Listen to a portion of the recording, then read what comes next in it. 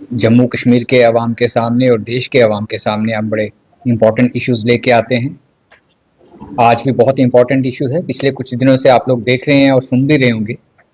Media के लोग कि नेशनल कॉन्फ्रेंस के अंदर बहुत कुछ चल रहा है। नेशनल कॉन्फ्रेंस की जो सीनियर लीडरशिप है वो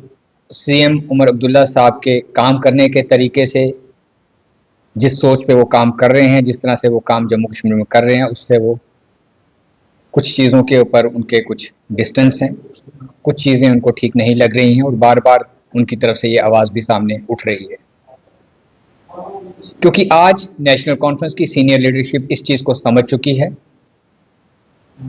कि जब जब जम्मू कश्मीर के अंदर नेशनल कॉन्फ्रेंस की सरकार बनी, सीएम कौन बनता है इस चीज़ का उनको एहसास है। क्योंकि एक परिवार की पार्टी है, एक परिवार की पावर है। कभी डॉक्टर फारूक अब्दुल्ला साहब सीएम बनते रहे और अब आज के टाइम पे उमर अब्दुल्ला साहब बनते हैं। कहीं ना कहीं वो सीनियर लीडरशिप जिसने नेशनल कॉन्फ्रेंस को बनाया,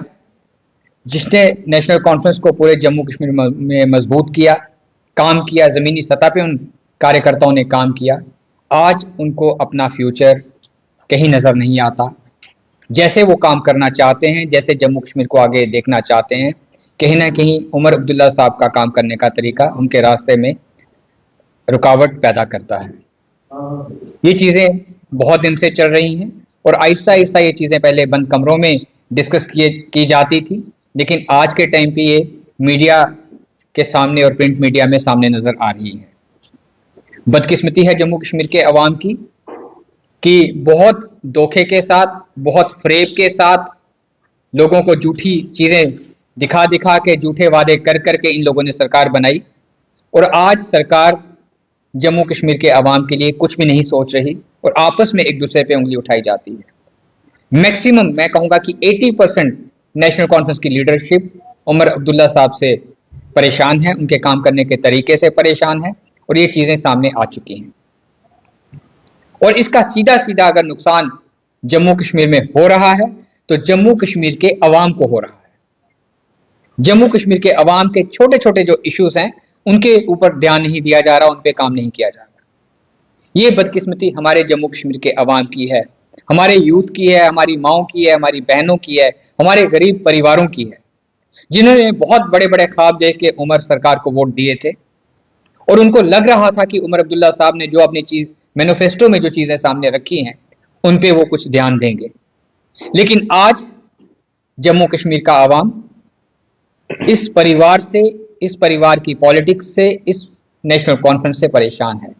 जब वो देखता है कि इसी परिवार के अंदर, इसी पार्टी के अंदर एक दूसरे पे उंगली उठाई जाती है और हद आज ये है कि नेशनल कॉन्फ्रेंस अपने सीएम के ऊपर ही उंगली उठा रही है और वो लीडर उठा रहे हैं जो मैं कहूंगा इनके सबसे सीनियर लीडरशिप में आते हैं वो लोग हैं, छोटे लीडर्स नहीं। उनकी बात नहीं करूंगा, छोटे तो बेचारे बोल भी नहीं सकते, वो तो बंद कमरे में भी नहीं बोल सकते, उनके ऊपर इतना प्रेशर बिल्ड किया जाता है। ये हालात आज जम्मू कश्मीर के बन चुके हैं। मैं समझता हूं कि नेशनल कॉन्फ्रेंस को अपना जो एजेंडा है वो क्लियर करना चाहिए। सीएम साहब को ये चीजें क्लियर करनी चाहिए कि नेशनल कॉन्फ्रेंस में क्या इश्यूज हैं, क्या दिक्कतें हैं, ये सामने आनी चाहिए पब्लिक के सामने। क्योंकि आज की पॉलिटिक्स एकदम शीशे की तरह साफ होती है और आवाम को सब कुछ दिखना चाहिए, इसमें छुपाने की कोई बात नहीं होनी चाहिए। क्योंकि अगर पिस रहा है तो जम्मू कश्मीर का गरीब आवाम इन बाप बेटे की पॉलिटिक्स में, इस नेशनल कॉन्फ्रेंस के परिवार की पॉलिटिक्स में पिस रहा है। क्योंकि जो मौजूदा हालात इस टाइम पे जम्मू कश्मीर के बने हुए हैं, इस पार्टी की तरफ से, इस सरकार की तरफ से बड़े नाजुक हैं। गरीब आवाम जो सोच रहा था उसको वो नहीं मिल रहा, जो हमारी बहनें सोचती थी उनको वो नहीं मिला, जो हमारी माएँ सोचती थी उनको वो चीज़ें नहीं मिली। कहीं ना कहीं लोगों को गुमराह किया जा रहा है, लोगों को इधर उधर की बातें करके टाइम पास किया जा रहा है और जम्मू कश्मीर की जो एक मेन पावर है उसका एंजॉय ये लोग करते हैं, हमारे सीएम साहब कर रहे हैं और उनके कुछ गिने चुने लोग हैं वो एंजॉय कर रहे हैं। मुझे लगता है कि अवाम ये सारी चीज़ें देख रहा है और आपके माध्यम से आज अवाम तक ये चीज़ें पहुंचेंगी कि हकीकत में नेशनल कॉन्फ्रेंस कहाँ पे खड़ी है, नेशनल कॉन्फ्रेंस का ये जो अब्दुल्ला परिवार है कहाँ पे खड़ा है। इसलिए भारतीय जनता पार्टी बार बार ये बात कहती है कि परिवार की जो राजनीति है, परिवार की जो पॉलिटिक्स है, ये भारतीय जनता पार्टी में नहीं है। यहाँ पे कोई भी लीडर कहीं से भी आगे आ सकता है, कोई भी कार्यकर्ता किसी पोजीशन पे भी आ सकता है। हाल ही में आपने देखा पिछले दिनों में जो हमारे वर्किंग प्रेसिडेंट बने हैं, किसी ने भी नहीं सोचा था कि नेशनल भारतीय जनता पार्टी में वर्किंग प्रेसिडेंट नेशनल कौन आ सकता है, वो भी भारतीय जनता पार्टी ने दिखाया। तो इसलिए भारतीय जनता पार्टी का एक बहुत बड़ा विजन है, बहुत बड़ा परिवार है, और यहाँ पे परिवार की कोई पॉलिटिक्स नहीं होती, यहाँ पे कार्यकर्ता पे ध्यान दिया जाता है। जो लाइन में सबसे लास्ट में खड़ा होता है उसको उठा के आगे लाया जाता है। ये भारतीय जनता पार्टी की हकीकत है। मैंने बहुत सारी चीजें आप लोगों को कह दी। ओवर टू जोरावर सिंह जी, इसको कंक्लूड जोरावर सिंह जी करेंगे। बंधुओं, जैसे अभी बात चली है और बड़ा विस्तार से डॉक्टर ताहिर साहब ने बताया, भारतीय जनता पार्टी और हमारा और जम्मू कश्मीर की आम आवाम का ये मानना है कि जो सरकार में सत्ताधारी नेशनल कॉन्फ्रेंस है उनका घर खुद ठीक नहीं है, तो जम्मू कश्मीर की खुशहाली तरक्की की क्या बात, क्या पॉलिसीज और प्रोग्राम्स लेकर आएंगे। और इसका एक उदाहरण तो देने को पिछले 15 महीने से बहुत से हैं, चाहे इनके पहले मेंबर पार्लियामेंट जो कि एक बहुत ही कड़ी और एक रिबेलियस अप्रोच जो है वो लेकर चल रहे हैं, और उनका भी यही मानना है कि उमर अब्दुल्ला की सरकार जो है वो आम आवाम की जो बेहतरी है उनकी पॉलिसीज प्रोग्राम्स में ऐसा कुछ नहीं है। और उसी के चलते हाल ही में कल ही आपने देखा एक नव निर्वाचित नेशनल कॉन्फ्रेंस के सांसद, उन्होंने यहां तक कह डाला कि मेंबर पार्लियामेंट आगा रहोल्ला साहब नेशनल कॉन्फ्रेंस से नाराज नहीं है, बल्कि they are against the policies and programmes of chief minister Omar Abdullah who happens to be also the vice president of National Conference. तो यहां से आप समझ सकते हैं किस किस्म की ये नेशनल कॉन्फ्रेंस है, जो अपना घर तो महफूज कर नहीं पा रहे हैं, अपने घर को कहते हैं ना, all is not well in national conference. आज वो कहीं ना कहीं सिद्ध होता दिख रहा है कि एक तरफ उमर अब्दुल्ला जो कि चीफ मिनिस्टर है वो बात करते हैं कि मैं पॉलिसीज एंड प्रोग्राम्स, पिछले उनकी जो मंशूर में भी था कि मैं आम आवाम के लिए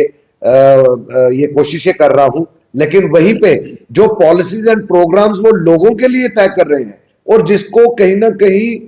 भारतीय जनता पार्टी की अगर हम बात करें तो जहां लगता है कि ये एंटी पुअर एंटी पीपल है, तो भारतीय जनता पार्टी एक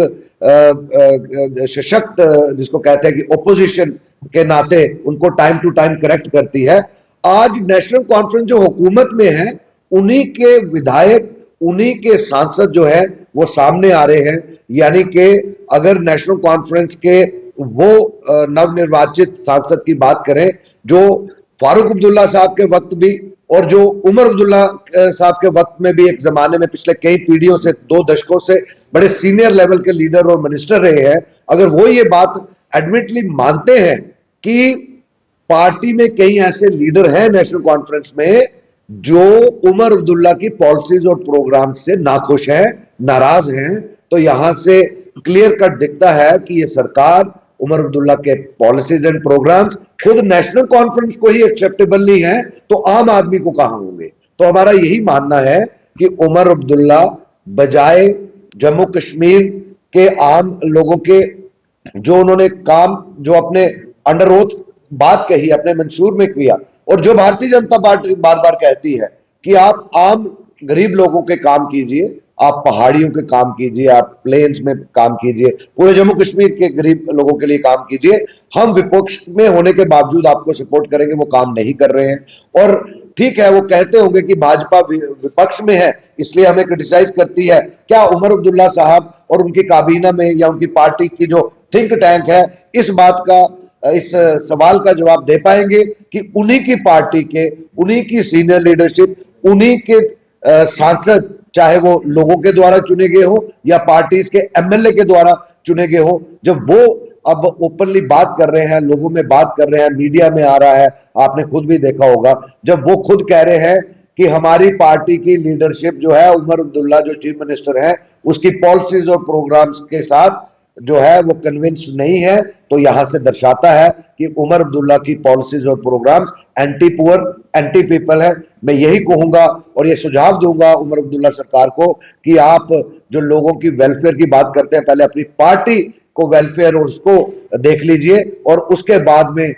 इस सवाल का जो कि हमने नहीं, जो आम आवाम भी उठा रहा है और उनकी पार्टी के विधायक और सांसद भी उठा रहे हैं, उसका जवाब दे दीजिए, तो पता लग जाएगा कि जम्मू कश्मीर में पिछले 15 वर्षों में आपने क्या गुल खिलाए हैं और कितनी आपने एंटी पुअर एंटी पीपल जो पॉलिसीज आप परस्यू की हैं आम आवाम के लिए, आम आदमी के लिए आपने कुछ नहीं किया है। धन्यवाद। मेरा सवाल है कि जिस तरह से जम्मू में भी आग लगी हुई है, पिछले दिनों लंबे समय तक ये आग जो है बढ़ रही है, संघर्ष समिति जो है वो बात करिए, पुतले जलाने की बात करें, एलजी के पुतले जलाने की बात करिए, भाजपा के पुतले जलाने के लिए तैयारी कर लिया, क्योंकि भाजपा जो है जितने भी एमएलए हैं वो खुल के सामने आए, जो एक मेडिकल जो है सराई बोर्ड में जो मेडिकल कॉलेज है उसमें सीटों को लेकर कोई भी आपका जो है एमएलए का किसी ने भी बयानबाजी नहीं की, और यहाँ तक कि वो संघर्ष समिति जो है इस समय सड़कों पे है और लगातार जो प्रदर्शन कर रही है। एलजी गो बैक और उनके पुतले जलाए गए। एलजी भी आपका है, क्योंकि रविंद्र रैना ने खुद कहा है हमारा आदमी आ गया, हमारा जो है एलजी आ गया। क्या कहेंगे सिद्धू साहब, आपका जवाब से बड़ा सवाल हो जाता है, सवाल थोड़ा छोटा रखा कीजिए क्योंकि आप बड़े सीनियर पत्रकार हैं जम्मू कश्मीर के। जहां तक संघर्ष समिति की बात आती है, हम उनके साथ अगर नहीं खड़े हैं, लेकिन उनका एक आस्था का विषय है ये, उसकी हम कदर करते हैं। जहां तक माता वैष्णो देवी एडमिशन के इशू को लेके बात चलती है, हम कश्मीर के बच्चों के खिलाफ नहीं हैं, ये हमने प्रेस कॉन्फ्रेंस में भी कहा था। चाहे कश्मीर के बच्चे हैं, चाहे जम्मू के बच्चे हैं, वो हमारे बच्चे हैं, भारतीय जनता पार्टी परिवार के बच्चे हैं, हमने उनके लिए भी नहीं कहा। और इस इशू को बहुत जल्दी एमिकेबली सॉर्ट आउट किया जाएगा। और मुझे नहीं लगता है कि मेडिकल कॉलेज की सीट्स के ऊपर और जब बच्चों के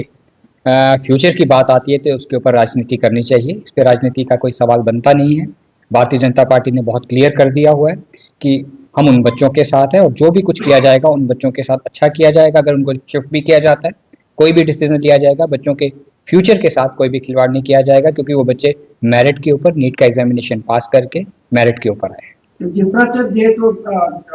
काफी समय